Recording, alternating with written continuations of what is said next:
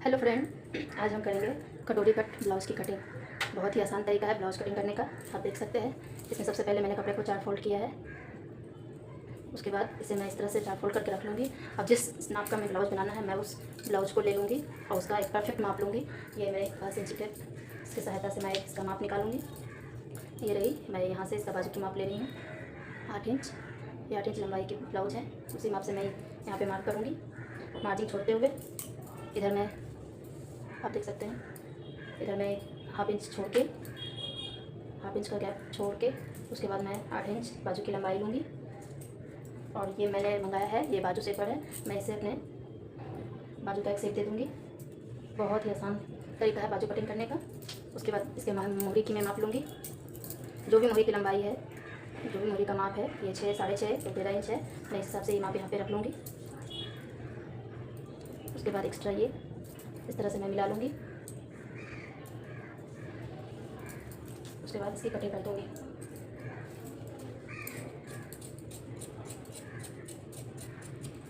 ये हमारे बाजू की कटिंग हो गई है। अब उसके बाद मैं इसमें बैक का पार्ट और फ्रंट का पार्ट कटिंग करूँगी। उसके लिए मैं कपड़े को डबल फोल्ड कर रही हूँ। इस तरह कपड़े को डबल फोल्ड करूँगी। उसके बाद फिर मैं इस ब्लाउज का एक परफेक्ट माप लूँगी। आप देख सकते हैं, ये बड़ी साइज़ की ब्लाउज है।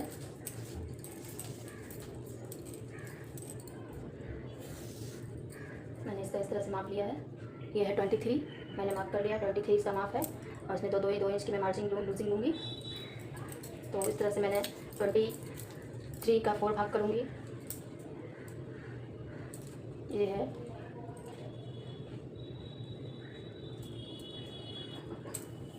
इस तरह मैं 2 भाग 23 का मैं 2 भाग करके, उसके बाद इसे मैं मार्क करूँगी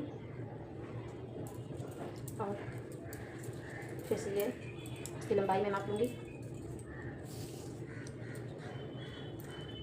14.5। तो फिर मैं यहाँ पे लंबाई माप करूँगी 14.5 इसकी माप है। मैं 1 इंच एक्स्ट्रा ले रही हूँ, 15.5।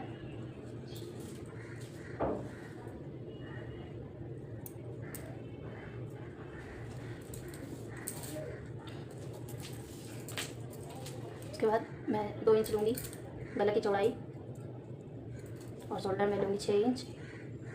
और यहीं से फिर मैं 6 इंच आर्म होल का माप लूँगी और यहाँ से इसे मैं मिला दूँगी। मैंने बैक पार्ट की लंबाई लेके उसे बैक में किया है और सामने मैं फ्रंट पार्ट की कटिंग करूँगी। इस तरह मैंने कपड़े को फिर से फोल्ड किया है। ये पीछे का बैक पार्ट है जिसमें मैंने 15 इंच की लंबाई देके इसे पीछे फोल्ड कर दिया है और ये ऊपर का पार्ट है इसमें सामने का पार्ट में कटिंग करूँगी। यहाँ 2 इंच मैंने गले की चौड़ाई ली है। 2 इंच से मैंने यहाँ से फिर मैं इस तरह से गले की लंबाई लूँगी 5। वहाँ से फिर मैं इसे सीधा मिलाऊँगी। उसके बाद मैं इसमें साइड का पार्ट की कटिंग करूँगी। उसके लिए मुझे लंबाई यहाँ से लेना होगा 13 इंच। ये छोटी बड़ी साइज़ ब्लाउज है। 13 इंच लंबाई पे मार्क करके इस तरह मिलाऊँगी। उसके बाद मैं फिर इसका हाफ करूँगी।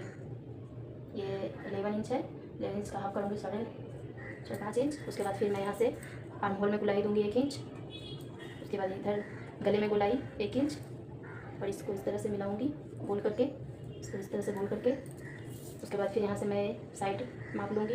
ये यहाँ से है 1.5 इंच और 1.5 इंच फिर इधर ये 2.5 इंच। उसके बाद फिर यहाँ से मैं मिलाते मिलाते उसको इधर इस डॉट्स में मिलाऊँगी। इस तरह में एक माप मिल जाती है। फिर यहाँ से मैं नीचे की पट्टी की कटिंग करूँगी, जो जिसका माप मैं 4.5 इंच रख रही हूँ, काफ़ी है।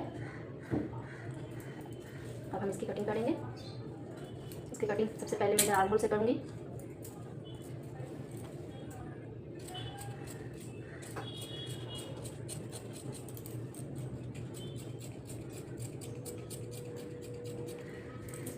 उसके बाद मैं ये नीचे का पार्ट छोड़ के मैं इसे ऊपर का पार्ट से इस पट्टी को अलग कर लूँगी। उसके बाद जो मैंने पट्टी का निशान दिया था उसे फिर मैं अलग कर लूँगी। उसके बाद से फिर मैं इस साइड वाले पार्ट की कटिंग कर दूँगी।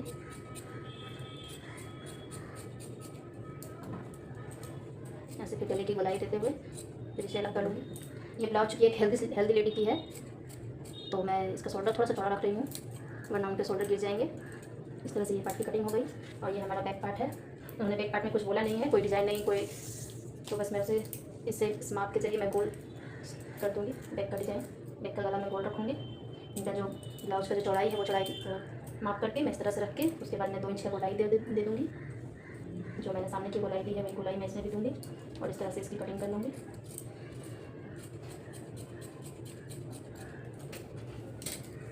तो आप देख सकते हैं इस तरह से ये गोलाई आ जाएगी ब्लाउज की। ये कॉटन फैब्रिक की ब्लाउज है डेली वेयर्स के लिए। इस तरह से हमारा बैक पार्ट की कटिंग हो गई, साइड पार्ट की कटिंग हो गई। और मेरे पास है ये 2 फर्मा जिससे मैं कटोरी ब्लाउज की कटिंग करती हूँ। ये मैंने बहुत पहले ही बनाया है, तो मैं इससे इस कपड़े को डबल कर लूँगी। जो भी मेरे बचे हुए कपड़े उससे ये डबल करके मैं इस तरह से रखूँगी। उसके बाद मैं इसे रख के इसकी कटिंग कर लूँगी। इसे किस तरह से एडजस्ट करूँगी ताकि कम कपड़े में एक अच्छी शेप बन जाए। कम से कम कपड़े में, क्योंकि ब्लाउज की जो पीसेस होती है बहुत छोटी साइज़ में मिलती हैं, तो उसे बहुत ही मुश्किल से कटिंग करना पड़ता है बचा के, ताकि कहीं से कुछ छोटा ना पड़ जाए। और इस तरह से मैं इसका ड्राइंग कर लूँगी। ये 34-36 साइज़ तक आ जाती है, 38 तक भी चलती है, जो कि इसका नीचे का पार्ट एक अलग है। ये डबल कटोरी ब्लाउज है, तो इसमें 2 पार्ट की कटिंग होती है। इस तरह से मैं इसका ऊपर का पार्ट कटिंग कर लूँगी।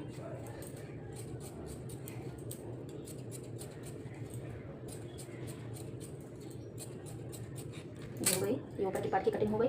और फिर मैं इसके बचे हुए कपड़े में सेकंड पार्ट की कटिंग करूँगी। मैं देख ले रही हूँ, ये है सेकंड पार्ट, तो इसकी लंबाई कहाँ तक आती है। इसमें जो एक्स्ट्रा फैब्रिक है उसमें हटा लेती हूँ, तो फिर समझ में आ जाएगी कि अगर इसमें से अगर निकल पा रहा है तो ठीक है, वरना और एक टुकड़े और हैं इसमें से मैं निकाल सकती हूँ।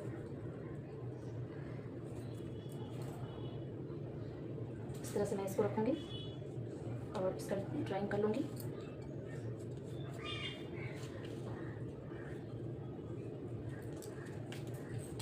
मैं आपको दिखाने के लिए फर्मा रख के कटिंग करनी, वरना मैं खुद से कर लेती हूँ।